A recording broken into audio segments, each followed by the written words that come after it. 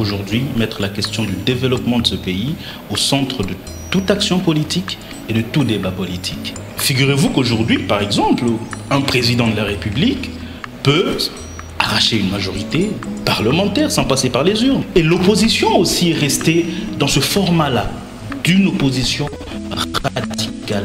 Et la conséquence, c'est que la plupart du temps, ça la sort du joug ou du jeu républicain.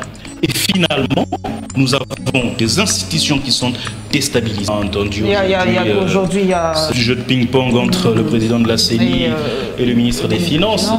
En fait, ce que nous disons, ce que nous proposons comme réforme dans ce domaine-là, c'est que le gouvernement de la République a l'obligation, en tout cas, de financer la CENI, de faire des provisions pour les dotations qui sont à donner à la CENI. La CENI ne doit pas quémander. Aujourd'hui, au Congo, l'interpellation d'un ministre est un événement. Pourtant, ça devrait être en tout cas une situation normale et ordinaire. En province, il y a des enfants qui naissent qui n'ont pas d'eau potable. Wow. Qui n'ont pas d'eau potable, tout simplement.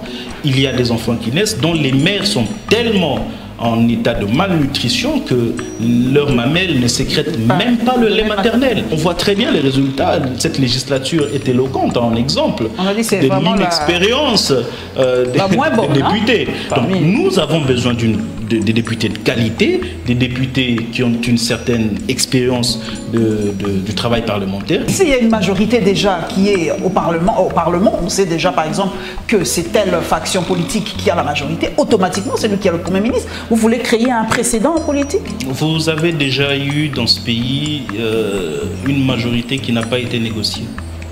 Ça n'existe pas dans ce pays. Toutes les majorités que nous avons eues depuis que nous faisons des élections, depuis la Troisième République, ce sont des majorités négociées.